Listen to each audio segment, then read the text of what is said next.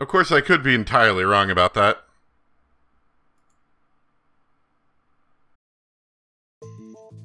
I took a look around your head, and I discovered something. Something about the new Cyclops serial killings. Apart from Ota, there are 4 victims. Shoko Nadami, Renju Okiura, Iris Sagan, and So Sejima. Who was responsible for these murders? Shoko was stabbed by Renju with an ice pick. Renju was strangled to death by Iris. So cut open Iris's body. But who shot So? He looks so grumpy in the suit. It was you. In other words, all of these murders were committed by different people. There wasn't just one killer. That's how it looks on the surface, anyway. But that's not the truth, is it? There's only one culprit. One person. And that person is...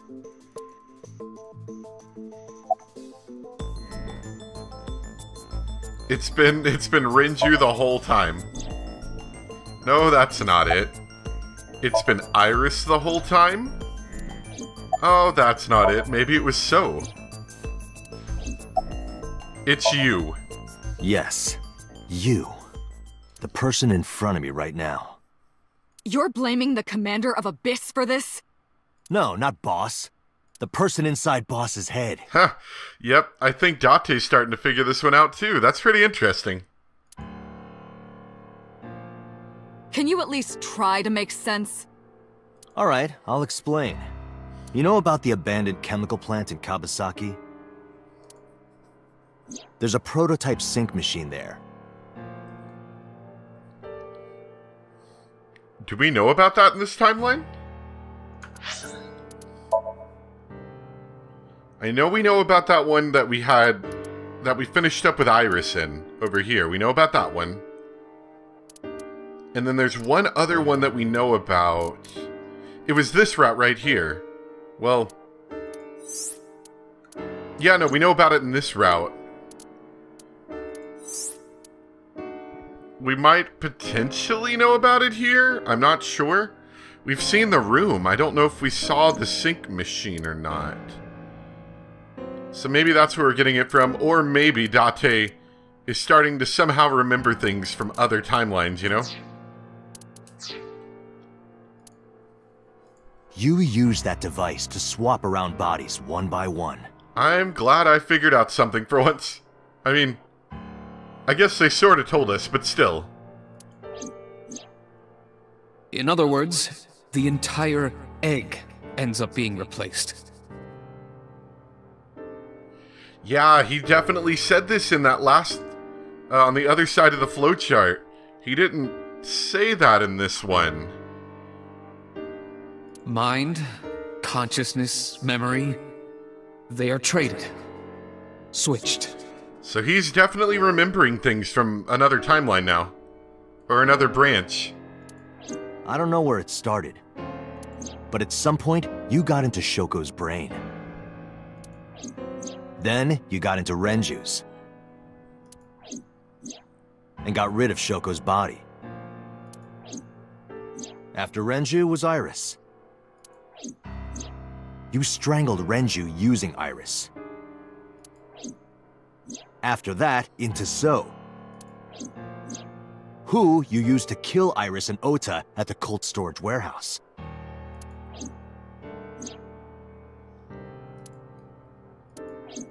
Now, you're in Boss's body. Inside her head.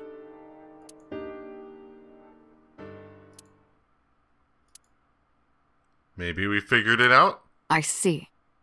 If you know that much, then I have nothing left to hide. Oh, yes. Yes, I am the culprit behind the new Cyclops serial killings. I guess you can call me the new Cyclops killer.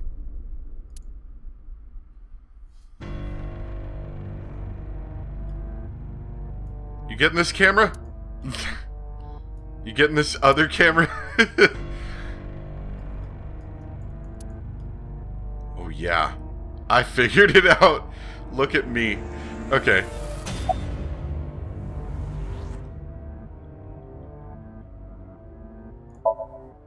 That was me. You imitate her well. From the way you talked and your body language, it was like the real Iris. Earlier, too. You almost had me fooled.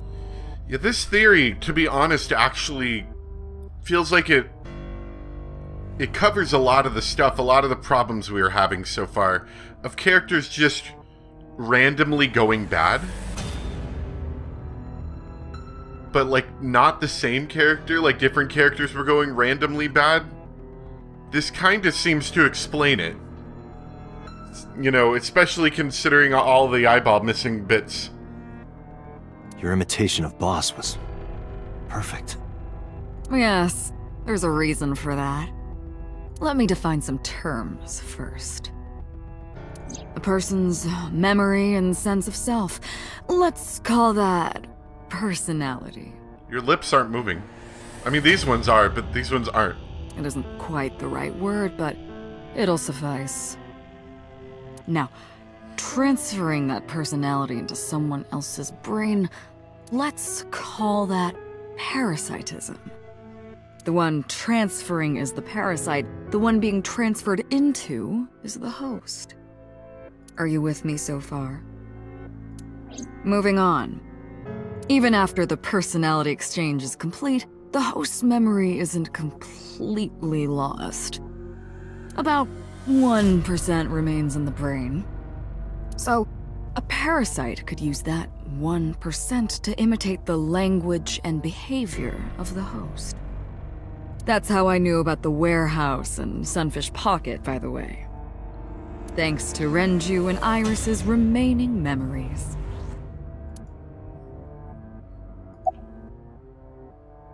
Yeah, here's a good question. Saito Sejima. Congressman Sejima's son. Is it really from that far back, or... Well... I guess they never exactly... No, Sejima's, son never actually died. I don't think. At least, not 18 years ago, necessarily.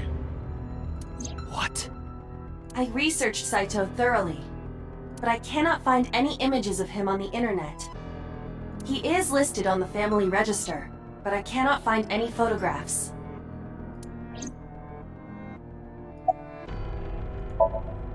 Before I do, there's something I want to hear from you. How did you know about the prototype sync machine? That is a good question. I want to figure out how he heard about that. And not only that, you also seem to know what the sync machine is truly capable of. And you definitely shouldn't know that from this timeline. I'm positive on that one. Why is that? That's... I don't know. Regaining your memories, are you? Human memory is fractal. If you retain even a single piece of it, it's possible to recreate the whole thing. Pieces of memories are like roots that grow into every corner of the brain, gradually, slowly, taking its time. I imagine the same thing is happening in your brain right now. That could be it. Maybe he's not necessarily remembering the other events from the other, timelines. Maybe he's just remembering his own past where he knew about all of this stuff. A fractal is a figure with self-similarity. Allow me to explain. See this? Whichever fragment you cut, you will see a similar shape. The whole is made up of its similar parts. This is called a fractal figure. Memories in the brain are similar. That is what he is explaining. He is claiming that from a few pieces, you can rebuild the memory. I knew about the prototype from regaining my memory. Is that right? No, that's not it. Parallel worlds exist. So, okay, so I guess it's not the past, it is the parallel world thing.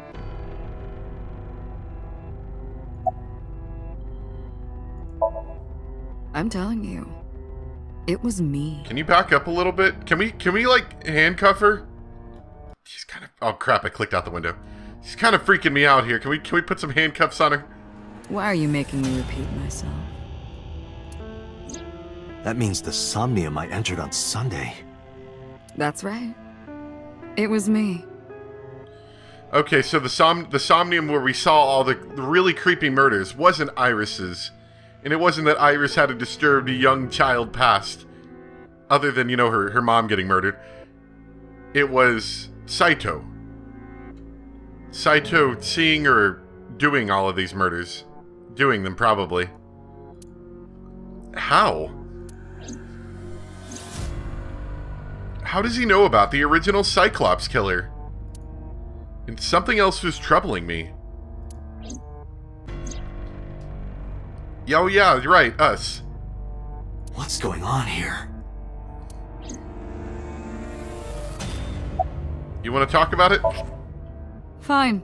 I still have time. Time? You'll see. Oh no, are we about to get swapped at some point? Where do you want me to start? It's just past midnight on Tuesday. Shoko was killed on Friday. If we think of that as day 1, today is day 5. What was Saito doing those 2 days, or those days? I decided to ask him. Was there like a murder every day? I can't remember that well off the top of my head, but is that they still timed to like keep the string of murders going? Day 1 Friday, day 2 Saturday, day 3 Sunday, day 4 Monday. Do I have a current time? Is there a way for me to look at that? It's probably in the flowchart.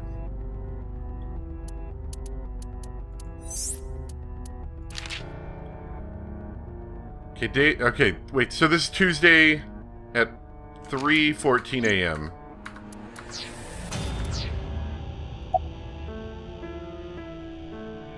So there would have to be a murder today to keep the murders going.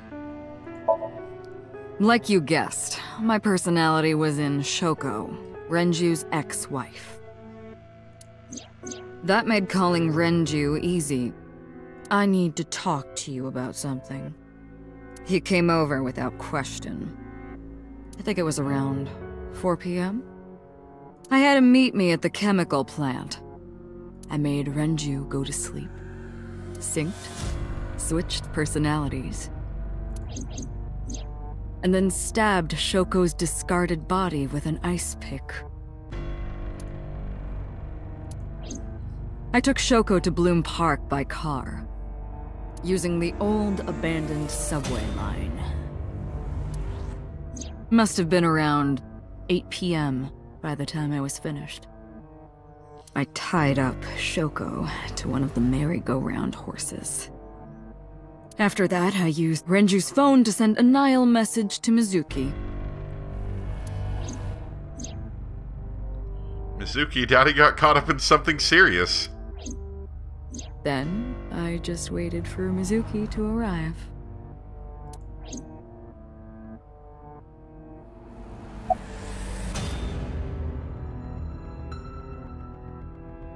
And presumably that was supposed to be like a cover for the crime. But you just, but Saito just kept killing after that.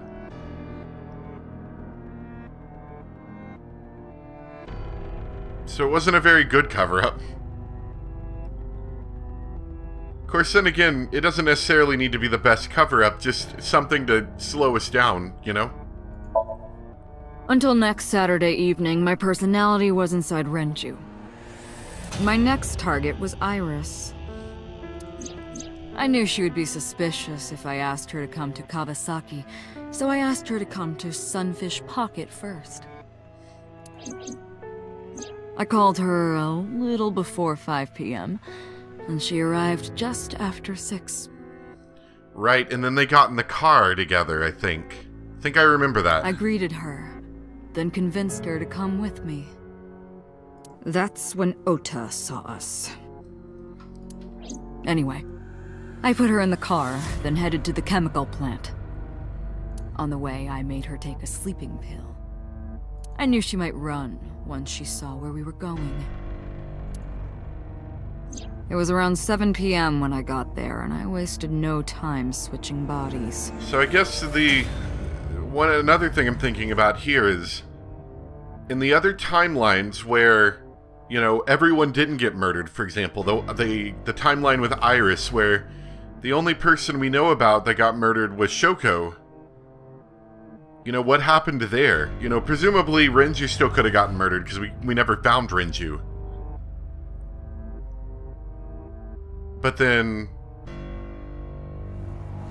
where did it go after that? Because Iris didn't get killed until, you know, somewhere near the very end.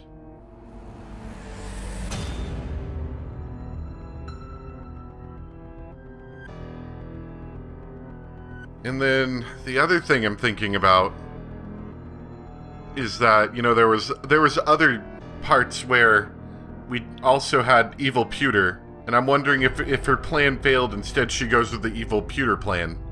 You know?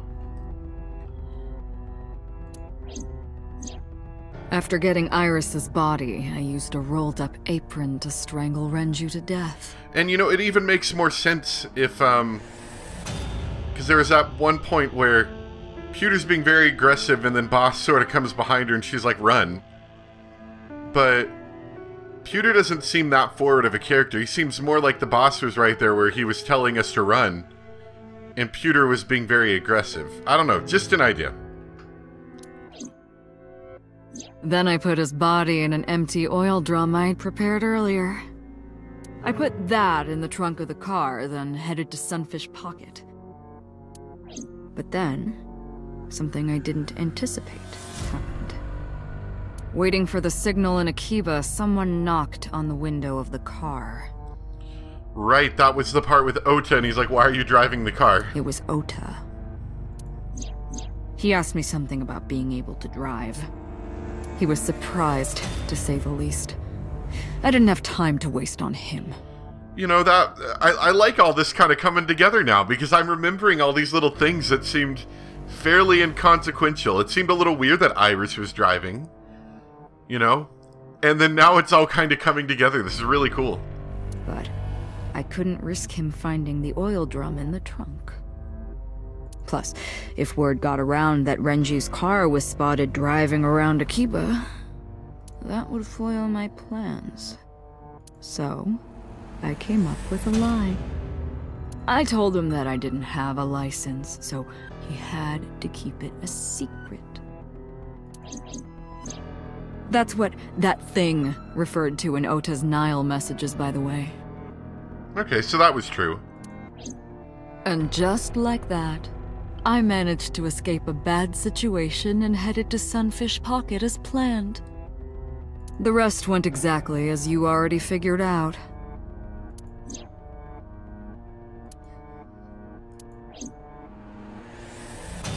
You have anything to say about this, Aiba, or are you just gonna take it all in with me? Sunday morning, I had a recording or some such thing scheduled. Oh, I am, of course, referring to Iris. I didn't want to draw suspicion, so I decided to attend, as planned. I went to Lemniscate and performed my job. And when I left, I ran into you, Date. To be honest, I was a little surprised. Just the previous night, I was a parasite in the body of Renju. I didn't think Ota had seen me. So, of course, I didn't expect to see you there so soon. You were on to me, but there was nothing I could do about that. If I ran, it would only increase your suspicion. So I decided to play my role. The interrogation began around 8:20 p.m., is that right? Then you synced into my mind.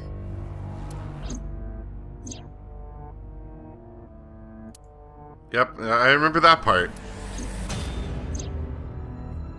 It was so strange too. Like it's so much different than everyone else's dreams and memories that we sink into. It was so violent. But you know, comparatively. Didn't get what you were looking for, did you? As a result, you had no choice but to release me.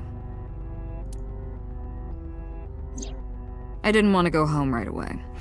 I knew there might be police waiting for me. That would make it difficult to sneak out at night. And that would put my plan in jeopardy. So I asked you to take me to Marble. I tried to find an opportunity to run. So there seems to... The plan in jeopardy thing sounds like there's some method to the fact that there's a murder happening every day. There's like a specific reason for it. And so my questions here would be... What started this? What set this whole thing off to begin with? There's got to be some motivation or some reasoning why Shoko, like why it started with a Shoko and then kept going. And then what's the point behind there has to be one every day? You know, why is that part of the plan being put into jeopardy if it doesn't happen? But then another unexpected event occurred. I got a Nile message from Ota. That freaking Ota messing up all our plans. I knew I could use him. So I told him I needed his help and to meet me at Marble. He did as I instructed him to do. After that, I got into the van with Ota. But because his presence was unnecessary, I asked him to stop at a convenience store to buy me something to drink. When he was gone, I took his car and drove to my parents' house where I used to live. Yes, the Sajima residence. Right, okay, I remember that part of the story. That part seems to be the same. I knew I couldn't just walk up and ring the doorbell. Hello, Father, it's been a long time. I was also in Iris's body at the time. But I thought I could use that to my advantage. So I pushed on the intercom and sure enough, my dad invited me inside. I told him this. I want you to come with me. There's something I need to show you. He was quiet for a while, but eventually agreed and got into the van with me. We arrived at the prototype sync machine around 11:50 p.m. By the time I was in the body of Sosajima, it was a new day. Well, that worked out pretty conveniently. Why did So agree to go with you? Is it because you look like that girl from all those years ago? Maybe that's why? I don't know. I don't know what So's motivation to coming with us is. Or coming with Iris would be. So we can skip this, but we're just gonna go on day 4. I want to hear what happened on Monday. There isn't much to talk about on Monday. Before noon, I used my old man's body to call this one Boss. You might not know this, but she and my father go back about 6 years. The two shared a terrible secret. Hinting at that was enough to get the boss to come running to me immediately. I injected her with a sedative, then brought her body to the chemical plant. I synced with her, exchanged our bodies. And after blowing my father's brains out, I cut his body into pieces. Did you stick him in the vase? Yep, in the vase. I stuffed the meat into a vase I'd brought earlier, then drove back to my house. How do you bolt a vase on? Like you can't just like drill into it. It's just gonna break. How does that work? This was yesterday, early Monday morning, past midnight. In my new body, I drugged Iris, put her in the van, and drove to a new location. Okiura Fishery Cold Storage Warehouse. Okay, so we're continuing with Sunday, I think?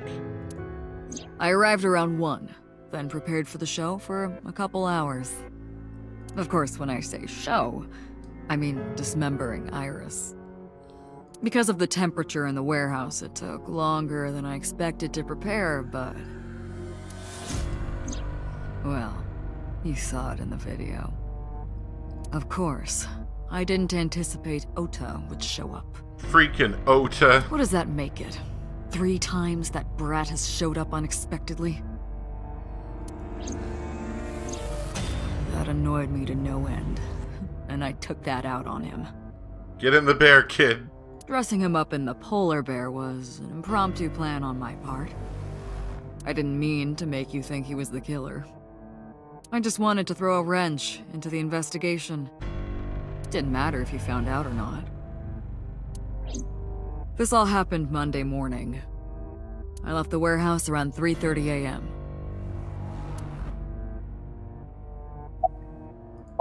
Yeah, keep going. Has anyone told you this is really messed up, by the way? Saito spoke with grace and no sign of remorse. I was trying to keep my anger from boiling over and kept asking him questions.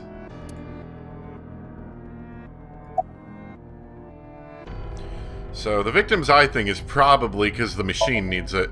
You know all about the prototype sync machine, don't you? That should explain it. I knew. The prototype sync machine differed from the one at Abyss in a few key ways. The machine at Abyss is more sophisticated. Nanocables from the sync gear enter through the gap between the eyeball and the socket. They then travel down the optic nerve canal to the brain.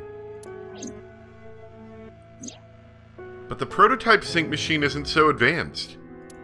To perform a sync, you need to remove the left eye. Manually.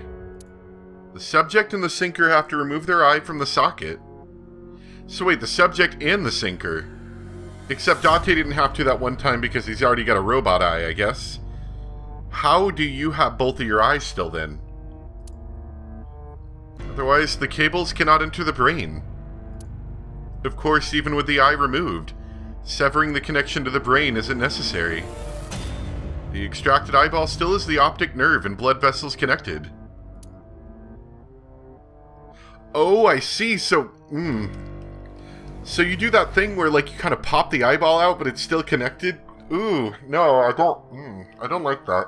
Oh, I don't like the thought of that. After a sync, the eye is supposed to be replaced back in the socket. It's supposed to be safe. Side effects are rare. Unless the nerve or blood vessels are damaged somehow, replacing the eyeball isn't too difficult.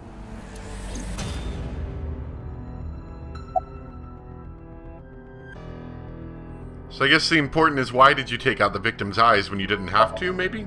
Of course, I don't really care about eyes. I don't need them. All I cared about was exchanging bodies with the sync. And for that, I needed to remove the left eye. Or maybe you do have to remove it. I don't know. Maybe I understood that wrong. Why didn't you just put the eyes back when you were done? That's obvious. Once I was finished transferring into a new body, the old one was of no concern to me. No, I think I am understanding that right. I think you can, like, pull it out a little bit and then have the machine do the thing and then pop it back in, I guess? Why would I bother replacing the eye? I was just going to get rid of it anyway.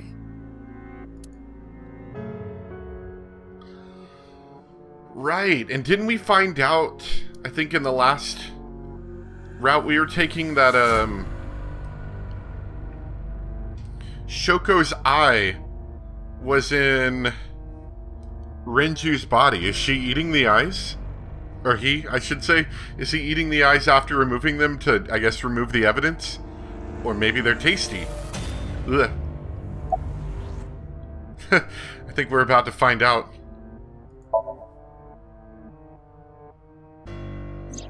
Shoko's is in Renju. Yep. Renju's is in Iris. So yeah, you ate the eye. Iris's is in Dad. Dad's is in Boss. Their stomachs, I mean. You sick bastard. Yep. Yes, I ate them. Immediately after exchanging personalities. Tasty. How horrible. Yum.